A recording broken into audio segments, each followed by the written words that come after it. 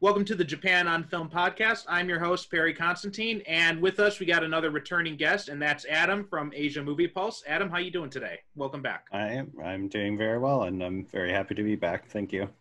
Yeah, good to have you back. So one of the things that was you chose this movie, which was again you're picking these oddball picks. So first with with Electric Dragon, and now with Marebito. So let's just go ahead and jump right into it, because this movie was directed by Takeshi Shimizu, who's famously known for the Ju-on and movies and the American remake, The Grudge, which he also directed, unfortunately. Yes. Which was that was kind of disappointing for me. I remember I saw Ju-on and I was so excited knowing that he was also going to be directing the American version, and it just did not work. Was that the one starring Sarah Michelle Gellar? Yeah, that was the one. Yeah, okay. Yeah, it's a vague memory for me at this point, but yeah. Yeah, I understand there's apparently a director's cut out there. I remember seeing it at the used DVD store, but it was like $5, and I think even that was too much to risk it. Yeah, that's fair. I am going to mispronounce this name of this movie. How did you pronounce it? Marebito. Okay. I'm going to end up butchering it because I would just say Marebito. That's okay. Yeah, so I'm just going to go with the natural flow instead of stopping myself to try to properly pronounce it. Don't worry, that's fine, yeah. Yeah, so the word in Japanese, Marebito, it means basically like a visitor from afar, or like a spirit from another world or something like that.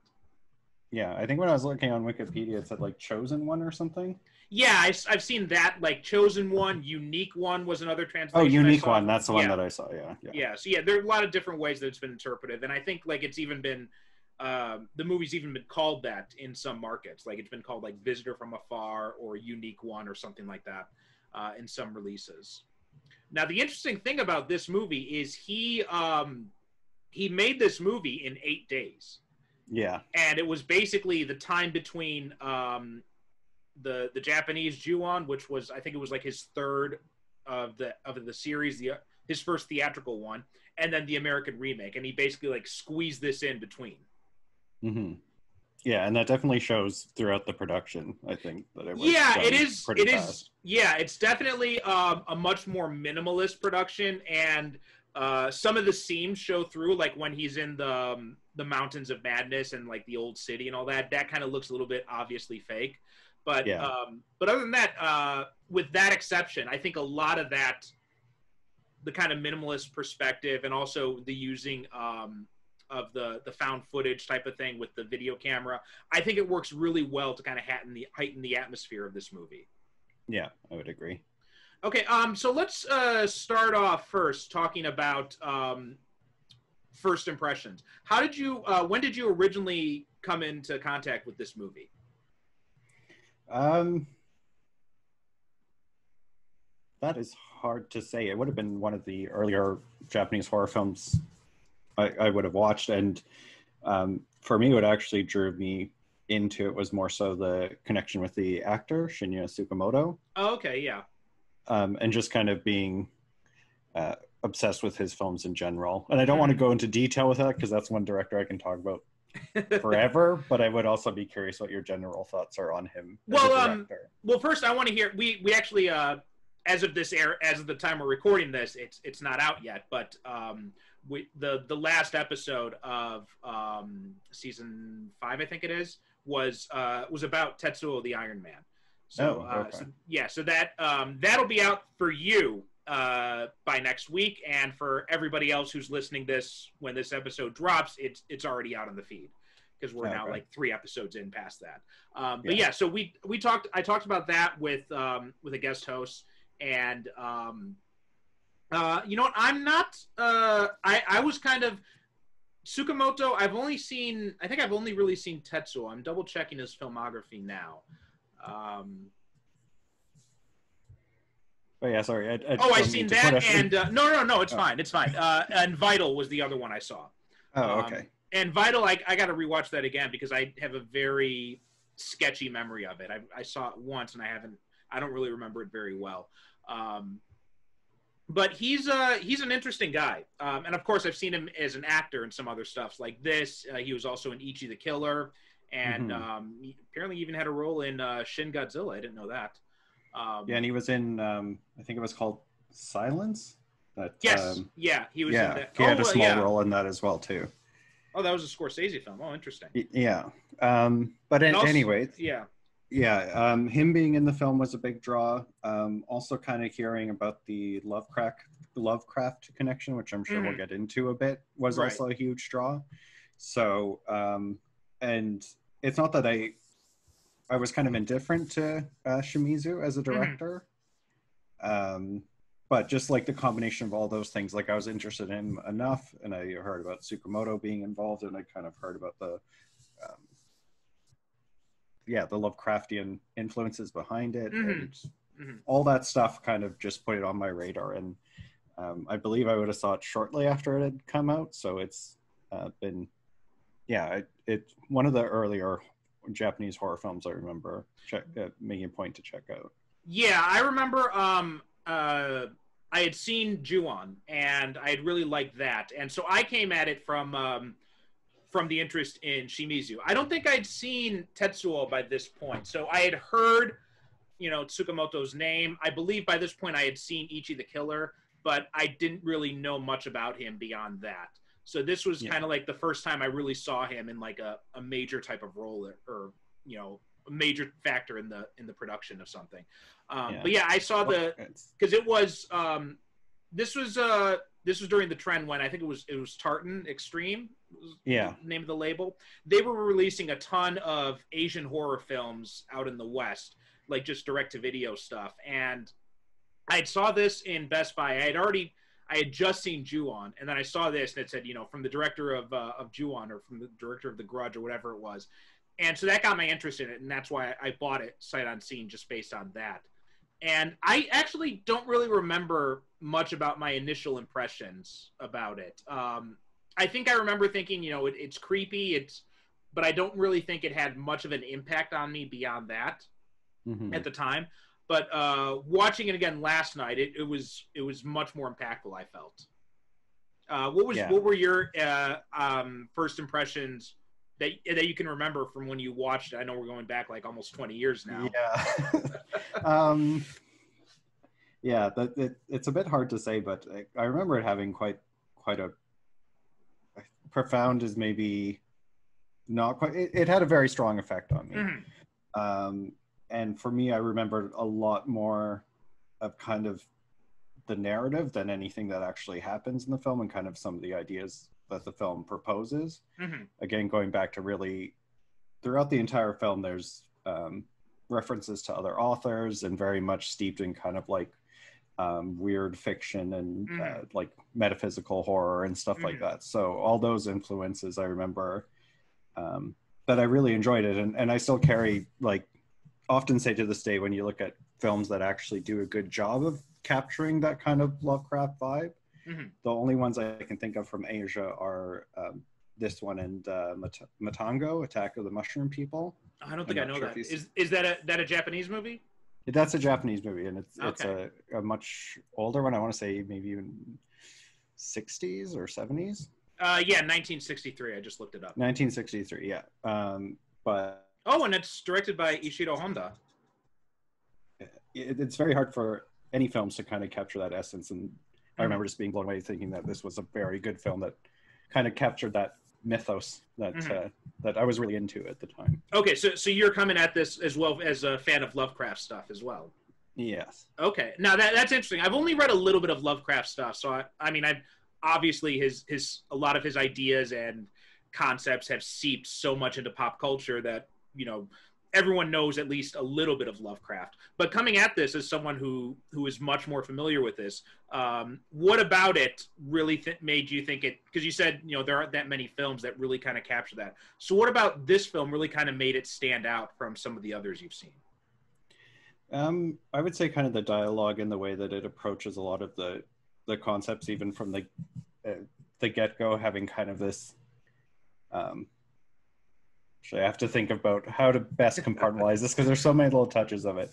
Probably the best one I would say has to do how they keep on coming back to this idea that we've actually de-evolved as people, and that our perception of things has actually gotten smaller. Mm-hmm. And they explore this a lot, that when we were back in the sea, we had like this greater understanding of these things and can see these other worlds, and that's something that with time that is actually diminished. Mm-hmm. So it kind of goes back to this idea of like an evil and fear like much older than mankind. And I think just the way it kind of touches on that and kind of gives this impression that we've become more ignorant to be kind of fast. Whether or not I buy into that as a belief, the concept to me has always been kind of fascinating to approach things like that.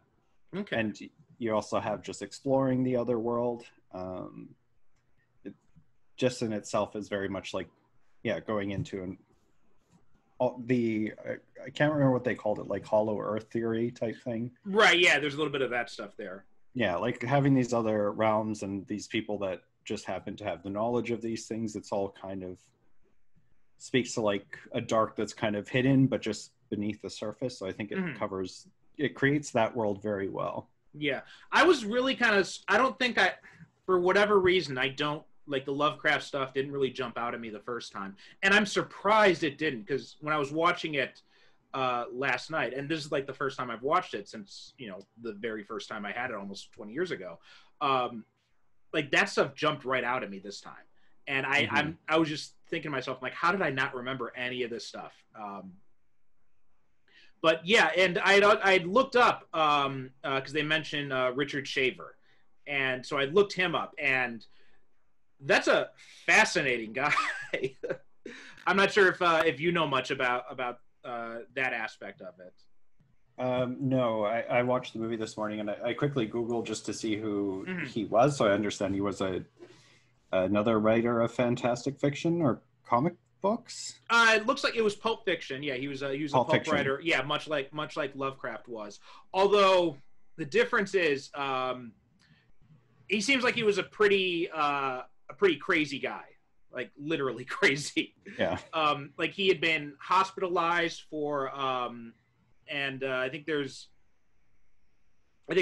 said that he may have like had some undiagnosed mental illness or something. But he had been hospitalized before this. And what he did in 1943, he wrote a letter to Amazing Stories magazine, and he claimed to have discovered an ancient language which he called Mantog, which was like the source of all earthly languages. And the editor of the magazine, Ray Palmer, he wrote back to Shaver and asked him how he learned of Mantog. And Shaver responded with this 10,000 word document titled A Warning to Future Man. And he wrote about extremely advanced prehistoric races. They built cavern cities in the earth. Then they left Earth for another planet because of sun radiation. And then the ancients also left some of their own offspring. And they split into two camps. Like there's a minority group that remained noble human called Teros, and the others have degenerated into like these mentally impaired sadists known as the Deros, or detrimental robots. Which they mention in the right, which they mention in the film, yeah, and not robots as in mechanical, but just robot-like because of their behavior. And they lived in these cave cities still, and then they would kidnap people from the surface for meat or for torture, and they used this ancient sophisticated technology to spy on people. They tormented thoughts and voices into our minds, and basically he said like they're responsible for everything bad in the world. And Palmer edited and rewrote the manuscript. Also Shaver said that they sometimes use spaceships or rockets, and they're interacting. So like it's just nonsense. It's like all, and Palmer like rewrote it into a novel of about 30,000 words, and then he added an existing plot story, and it was titled I Remember Lemuria, and it had a lot of response. Like there were people who were saying like, what is this bullshit you're printing? Like there are a lot of people who were trying to get him to stop publishing these things. But then there were also people who bought into it. Yeah. And there are people who said that they too had heard strange voices or that they'd encountered the denizens of Hollow Earth. One story was from a woman. She said that she'd gone to a deep sub-basement in Paris through a secret elevator, and then she was raped and tortured for months, and then she was freed by one of the Taros. Another letter came from a guy named Fred Chrisman, and in the future he would claim to be involved in the JFK assassination and all sorts of stuff. And so it was just like, and basically when you look at this, it really just kind of seems like it was this editor taking advantage of and exploiting a guy who was really sick in the head and really just needed some help. Yeah, it almost sounds like schizophrenic level type delusions. Yeah.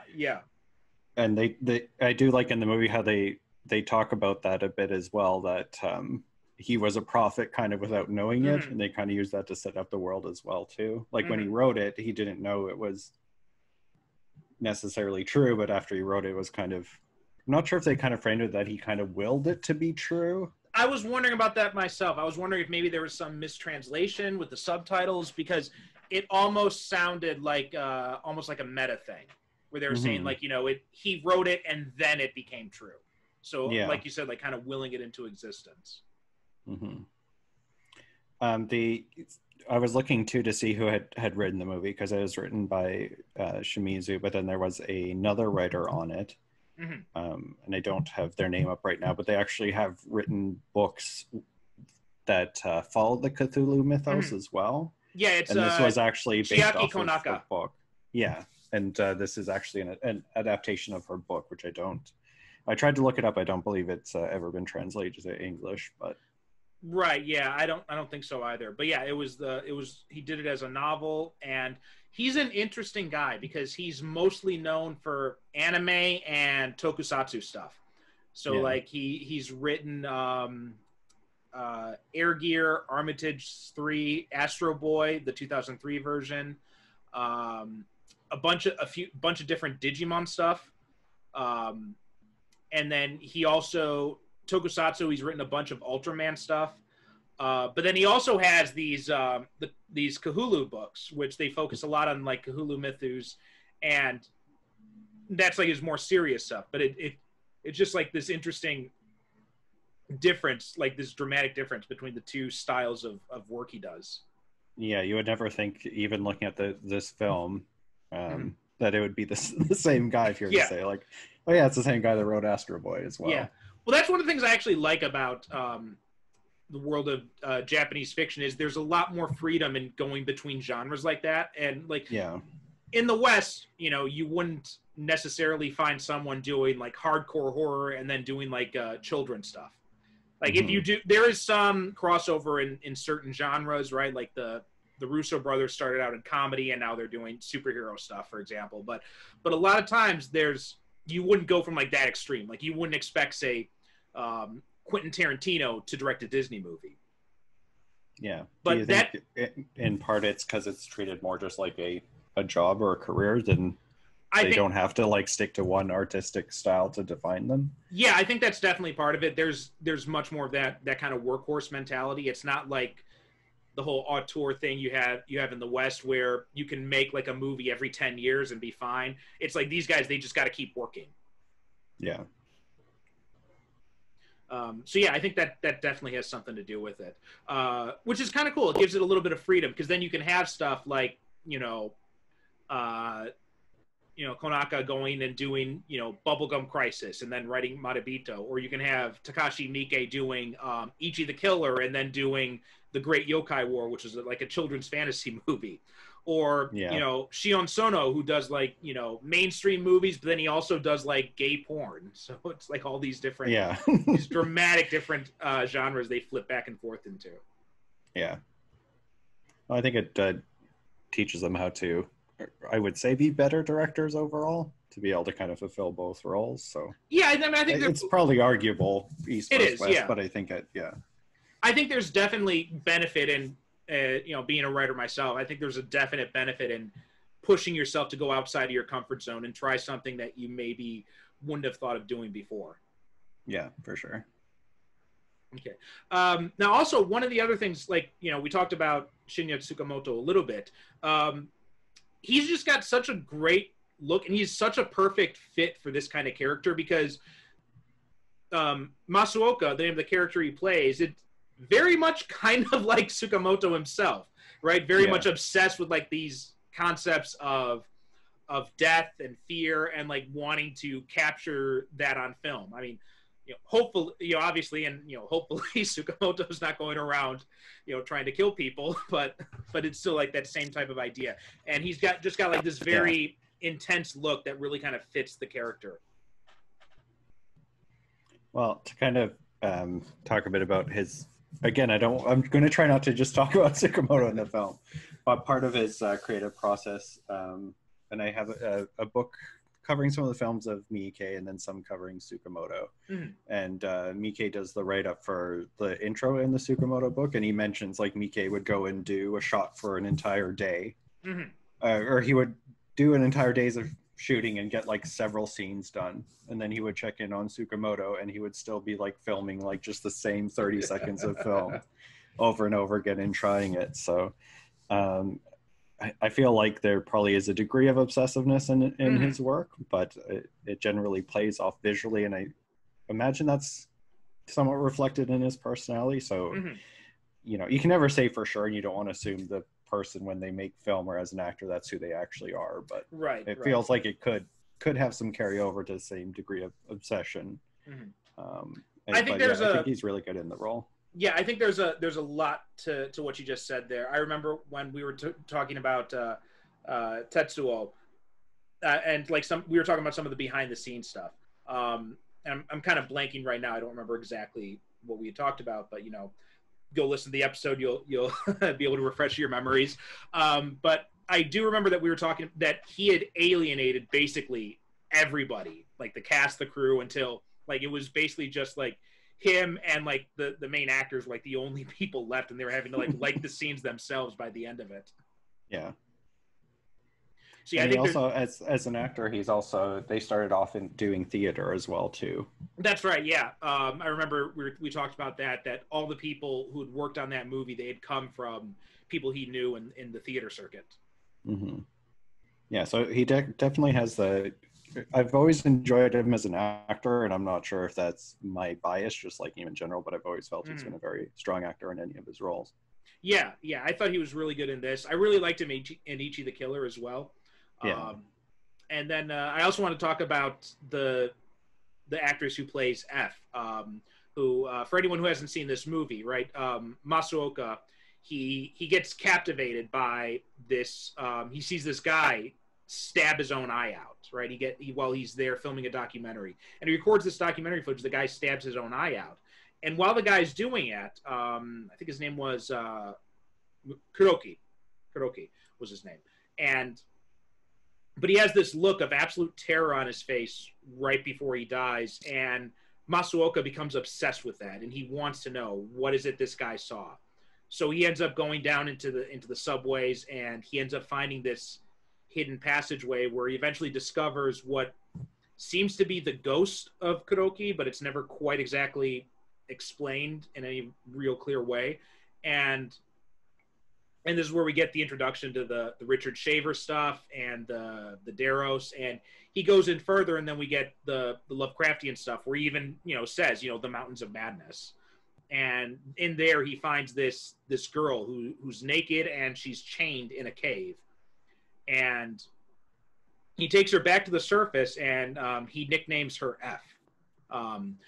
And so she's played by Tomomi Miyashita, and I thought she did a really good job. Like a lot of her movements, she doesn't, you know, she has like no lines except for like one at the end, but just like her movements and just like her behavior, I thought she did an amazing job with just the physicality of what that role required. Yeah, she seems like very otherworldly, despite being completely human in appearance. So yeah. Now something else that I'm not quite sure how I feel about it, because I go back and forth on it, but it's how clean she is, right? Like she's, you know, she doesn't look like she's been living underground for a long time. No. And for most of the movie, that kind of bugged me. But then we get to this point later on where Masaoka is walking back to his apartment, and he's confronted by this middle-aged woman who starts yelling at him, and she's like, where's our daughter? Where's Fuyumi? And so then later on he wakes up in this kind of like tent in the park, and he talks about how madness consumed him so much that he killed his wife and treated his daughter like an animal. So it kind of plays into, so at the once, like if you're looking at it from the perspective of her being trapped underground all this time, her lack of a disheveled appearance or anything dirty, like her hair is perfect, her face is perfect. It doesn't really mesh with that, but it does mesh with the idea if it's his daughter and he's been treating her like this. So I kind of had that. I felt two ways about it when we got to that point of the movie. How did you feel about that? I think I kind of stuck with the narrative that it was still kind of a creature from another world, and he was just kind of buying into this own kind of narrative to make it seem like a sense of normalcy. Okay. I guess I didn't think he meant literally his daughter, but someone that he's kind of come to play that role. And that woman that I may be wrong. Again, this, as you mentioned, this movie does have some room for interpretation. It can be a bit confusing at times, but because the woman he was spying on in the very beginning, was that not the woman that confronted him later? Were they not one and the same? Oh, I didn't even notice that, but you might be right. Hold on, I'm checking quickly. I got a plot summary here.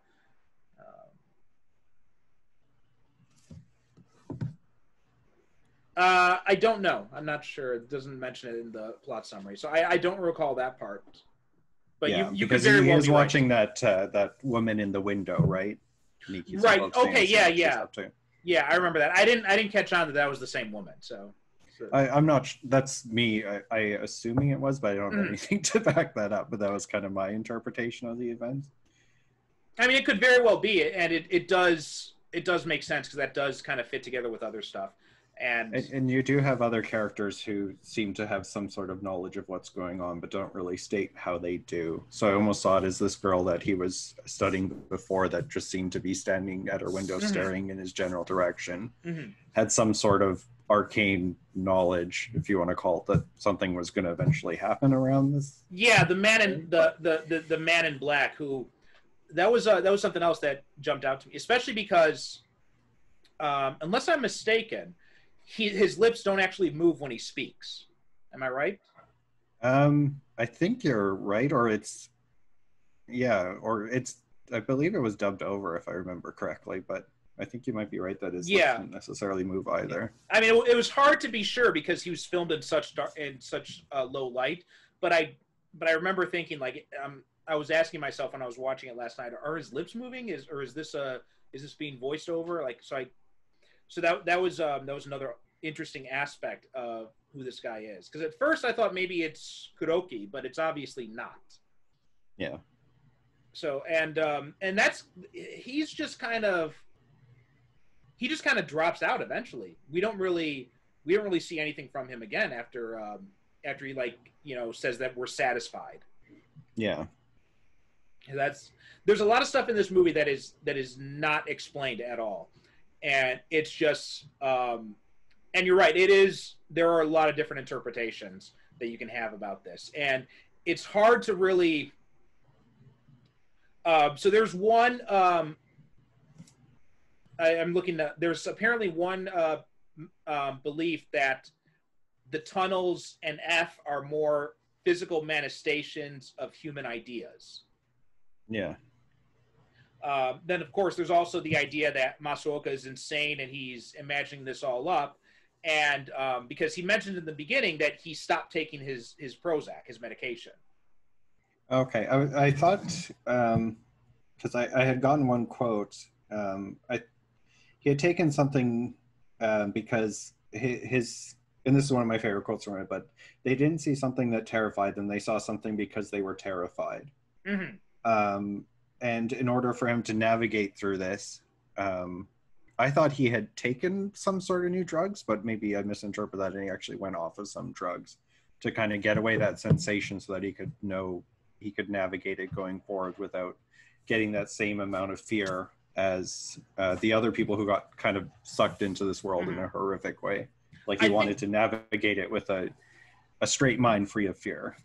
Yeah, I think what had happened was, I believe it was him saying that he'd stopped taking his medication. He'd stopped taking his Prozac.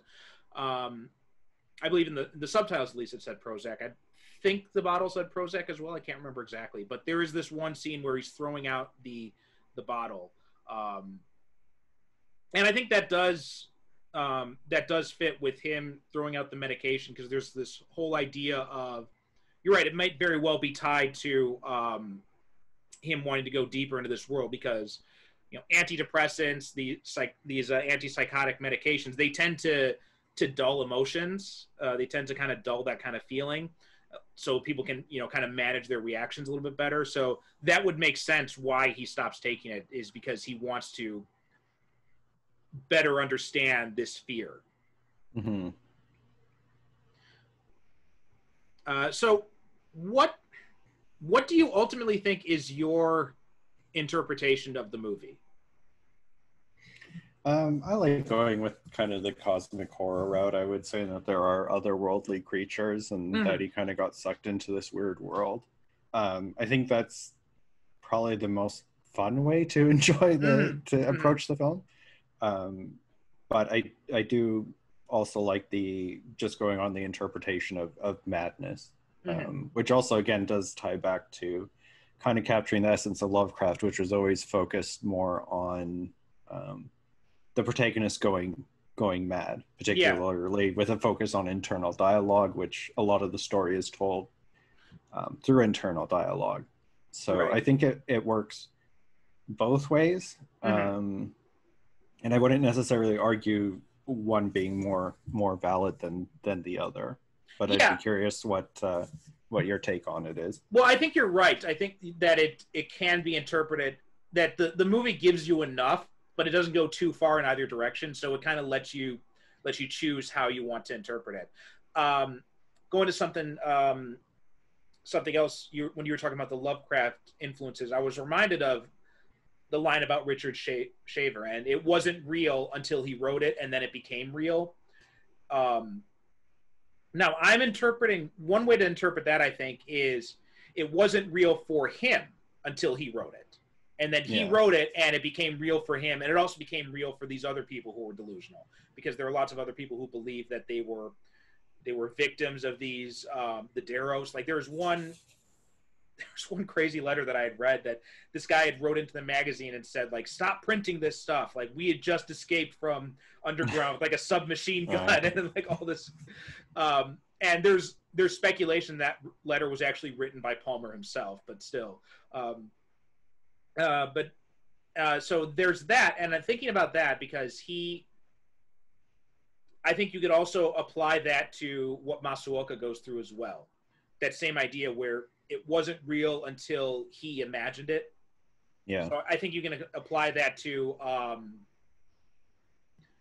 him finding F, you can also view that like it's that whole line about it's not real until you write it down. That's basically, a way of saying like losing your sanity, losing your grip on reality. Yeah. So I think you could easily interpret it that way as well. And I think that, and the movie certainly gives you enough clues that he's losing his grip on reality, because there are lots of scenes where he's walking down the streets and he sees like people's faces flash with static. Yeah, so, I enjoyed that effect a lot too. I always find that really unnerving. Even when he was looking at the sea and it's supposed to be a calm, relaxing moment, you still get those slight distortions of reality. Yeah. I thought those were very nice touches that they put in throughout the film. Yeah, I thought so too. I really like that as well. It did kind of feel like he's losing his grip on reality. There's also the scene with the guy who accosts him when he's filming. And I was kind of surprised there was nothing else to deal with that. Do you have any interpretations or opinions about that scene? I think that was more just a setup to give him a reason to bleed and end up feeding the girl. Oh, okay. Yeah, that's a good point. Yeah. Yeah. Yeah, so also the I remember thinking that the scene with the high school girl was kind of interesting as well, because this is something that does happen in Japanese society, where you have like high school girls who, you know, basically sell themselves out to older men. The whole there's a term for it. It means like basically schoolgirl walk or something like that. Yeah. So that was very much reflected in reality, and also just the interesting contrast where he's taking this girl who's probably not much older than F, maybe even the same age is kind of the implication, and he just completely slaughters her. So it's much in the same way that he killed his wife too. And he's also got this obsessive gaze when he's filming the TV crew, when he's with the TV crew and filming the news report of the murder, and his camera's like lingering over there and trying to get another look at the body. Yeah, I like that scene a lot too, when he's and he also sees the girl in the background, like the people that he kills ends up coming back to haunt him. And again, I'm not sure if that further speaks to more of it him being a mental health thing that he's going through, or I don't, what was your interpretation of that, of him like seeing the ghost of his victims? I think it can be interpreted both ways, because obviously when you're dealing with otherworldly horror elements, so then ghosts would naturally fit into that quite easily. But it also does work for like, the madness angle with like his, these ideas coming back to haunt him, and it's like his guilt rising up, because eventually you get to the scene where he wakes up in the park and he says, and he basically, admits that, I killed my wife and I abused my daughter. Mm-hmm. And there's also the fact that, her name is, he calls her F, and his daughter's name is Fuyumi. Yeah. Which I did see, I'm double checking now, because I did see a review on IMDb that was kind of interesting. So I'm going to bring this back up. Yeah, no worries. I will look that up. I will mention one line I really liked when he was approaching that schoolgirl, and she was drinking her meal supplement or whatever it was, and he said to her, like, I have a daughter at home who's also very hungry. Oh, yeah. That line. That was one of my favorite creepy lines of dialogue in the entire thing. Like, it sounds gross enough as it is, but when you know what he actually means, it's it's sinister, unnerving line. Right. It's very... you know what it reminds me of? It reminds me of when, with the whole Donald Trump Stormy Daniels thing, and he told her, you remind me of my daughter. Yeah. That's kind of the vibe I got from when he said that. Yeah. Okay, so this is a review that someone wrote on IMDb, and this is by a user named The Secret Skull, just to give full credit. And this is really interesting. He says that his belief is that Masuoka is not having delusions. He's a man out of balance and incomplete. He's emotionally empty and alienated from other people. He's not alive in what he does. He experiences life only artificially through the eyes of his video cameras and by taking the antidepressant Prozac. He says he's recorded UFOs, ghosts, and other phenomena, but they don't interest him because those are known mysteries. And he spends all his time looking for the unknown, the things that's missing. So he stops taking the Prozac, and from this point on, the audience is accompanying Masuoka on an inward journey into his subconscious. To Masuoka, this takes the form of a descent into the tunnels beneath Tokyo and reveals his inner landscape to be a vast hollow world. And then all the characters Masuoka talks to during this ongoing journey are manifestations from his subconscious. Notice he encounters them all in cave-like settings, just like deep written in the large wall of the bathroom murder scene, which also something that jumped out to me. He doesn't literally kill anyone. He's facing his own personal Deros, defined as the flawed, deformed, robotic elements that advanced people leave behind. His actions on the surface are no more physically real than the hollow world is underground. The murders are a kind of personified psychoanalysis. We're seeing everything from his point of view, and he's looking inside himself. He sees a woman in a window and says he saved her soul by filming her, by recognizing her existence. That's what he's doing throughout the movie, recognizing the elements at work inside his psyche that caused him to withdraw from others. In doing so, he's trying to save his own soul. He takes away their life so F might live, but change is difficult. He gives up and leaves F sleeping and retreats to the safety of distance. After he's been away from his camera, i.e. back in the real world, he starts thinking about getting a job and rejoining society. He's reverting to the way he was, rational, unfeeling, and robotic. Then Kuroki's ghost appears at the seashore to remind him of the splendor of the depths. Admits his supposed madness was only a pretense for opening himself up to the terror he seeks. He accepts his previous failures as a husband and father. Putting these ghosts behind him enables him to go back to find the terror Kuroki describes as true wisdom. It just kind of goes on like that. But yeah, basically, this idea that it's all just him. I'm not sure if I completely agree with it, but it is an interesting take where it's just like him going, where everything we see is just him going back into his subconscious. Yeah, I really like that take, actually. That's, yeah. There was something else I remembered so there's one thing he mentions. The English F doesn't stand for Fuyumi. That's a red herring. It stands for feminine, i.e. anima. He takes her back and hides her in his apartment, but his intentions throughout the film are to nurture and care for her. So that's also an interesting take on F and all that. So yeah, it's a definitely interesting take, and hats off to this guy, the Secret Skull, for writing about that. And that's like the first review on IMDb. So if you want to read the whole thing, it's up there, and it's a very interesting view of the movie, I thought. Yeah. Okay. But yeah, in the end, I don't really. This kind of reminds me of. Have you ever seen the film Gozu? Yes, I have.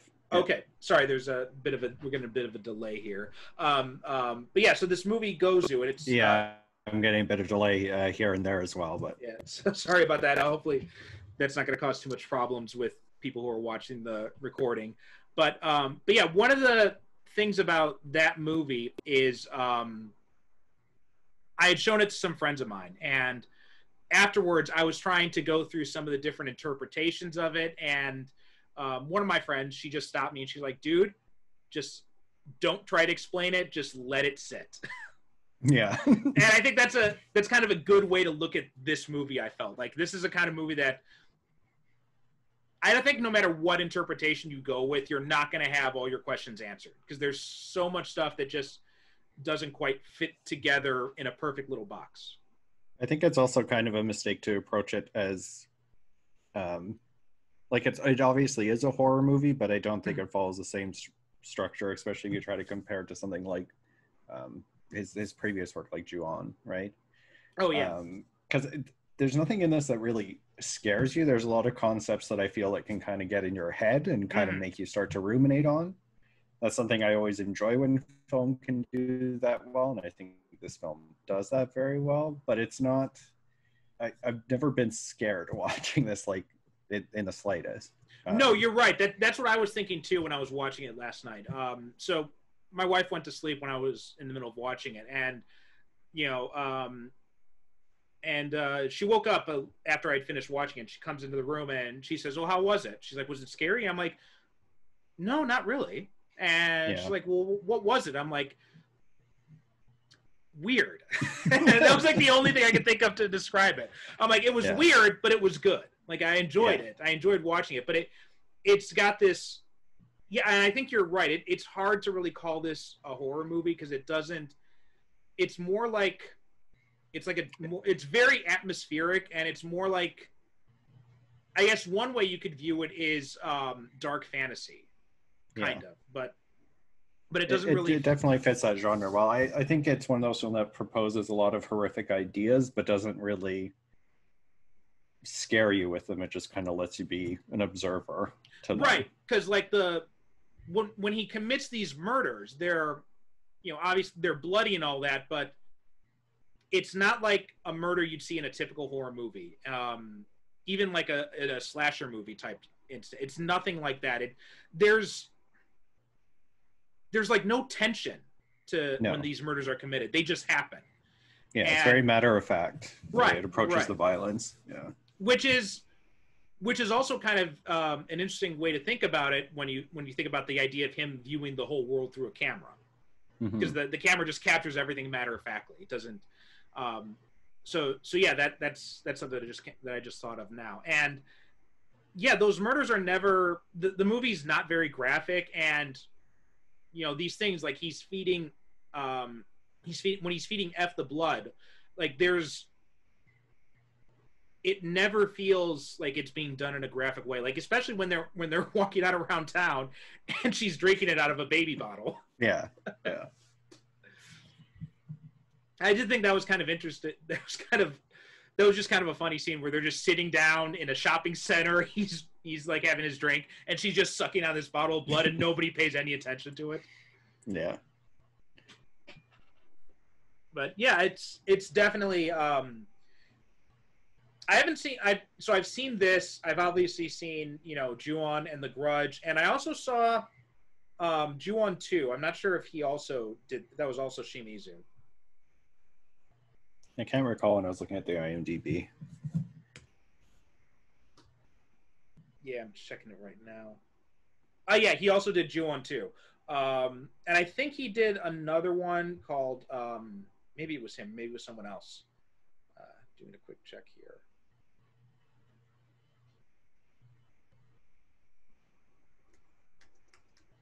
My understanding, though, is he's kind of had a varied career that even fans of his work don't necessarily vibe with everything that he's done. Yeah, I mean, looking at this, it looks like he did the live action Kiki's Delivery Service. Oh. Yeah, there's a live action version. He directed that.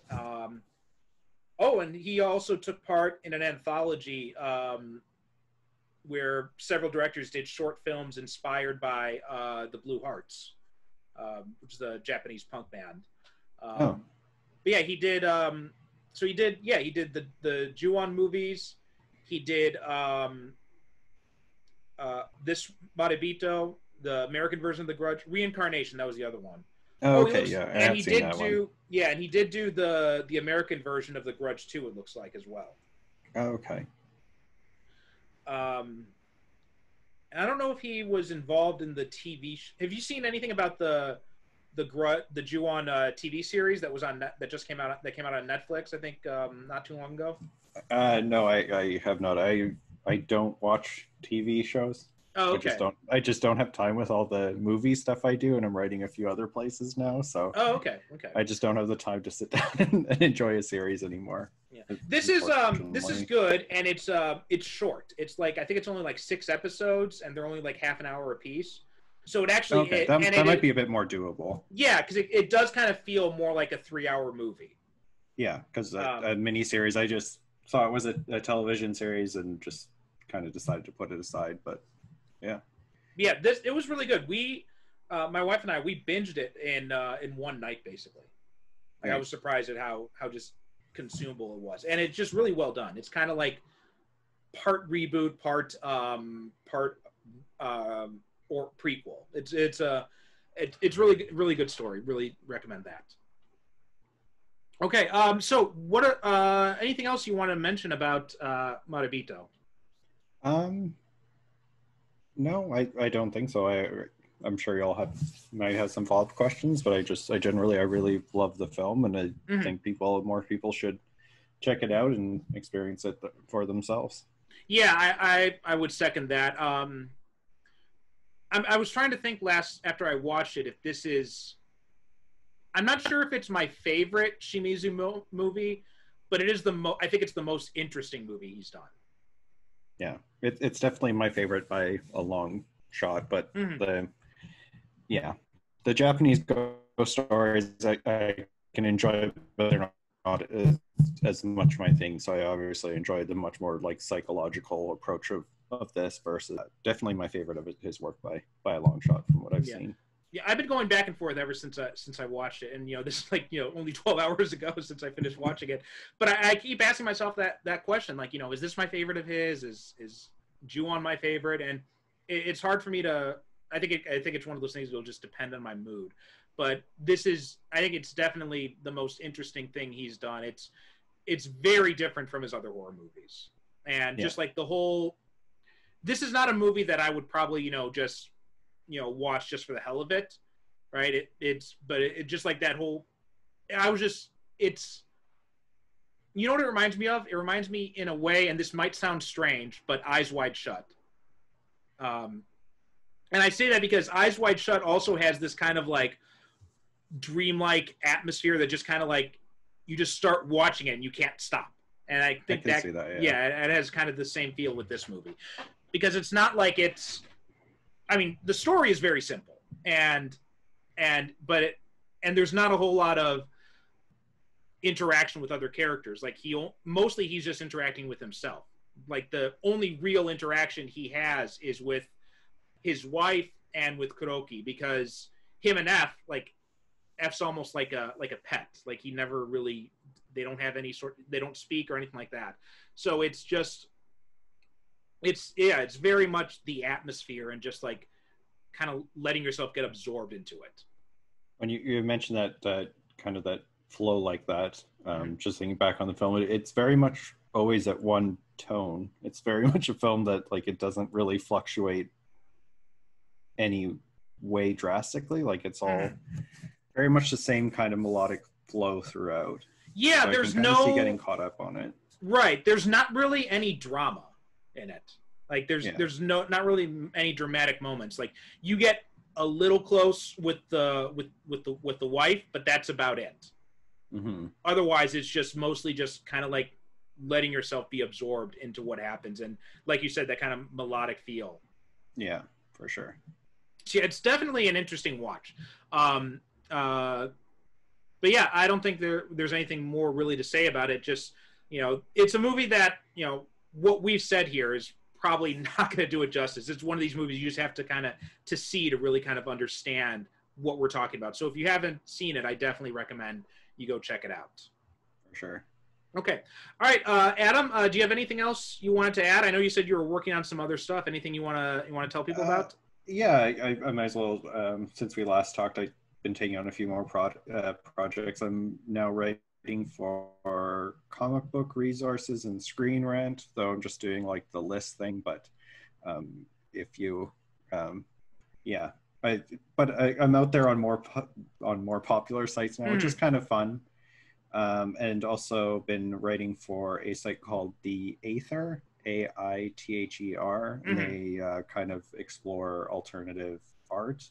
Okay. So I recently got to review a graphic novel and do a follow-up interview with the artist there. So okay. I'm slowly showing up in more places and kind of pushing writing towards being a full-time thing. So, but still, the bulk of my stuff you can find at Asian Movie Pulse, where I review a lot of film and a lot of manga and some books as well. So yeah, there's plenty of different ways you can check out my stuff. If my words were at all interesting today, I would appreciate checking it out. So yeah, I saw that that CBR is now accepting.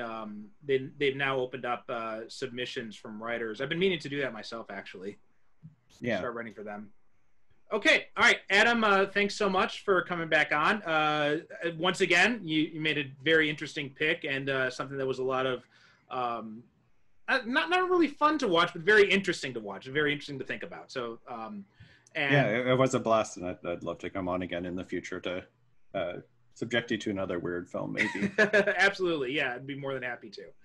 Okay, that does it for this episode of Japan on Film. As always, you can head on over to our Facebook group, which is just Japan on Film. Search it on Facebook, join in the discussion there. Follow us on social media. Let us know what you think, and we will talk to you next time. And just to let you know, our next movie, I believe, is going to be. I don't have it right here now, but yeah, we will have another movie basically. Oh, here we go. I just found it now. Yeah, so our next movie, we're going to be talking about another Japanese horror. We're going to be talking about Jigoku in the next episode. So come and join us for that one. That does it for now. Thanks so much for listening, and talk to you next time. Thanks for watching this episode of Japan on Film. For more of our videos, just hit the subscribe button.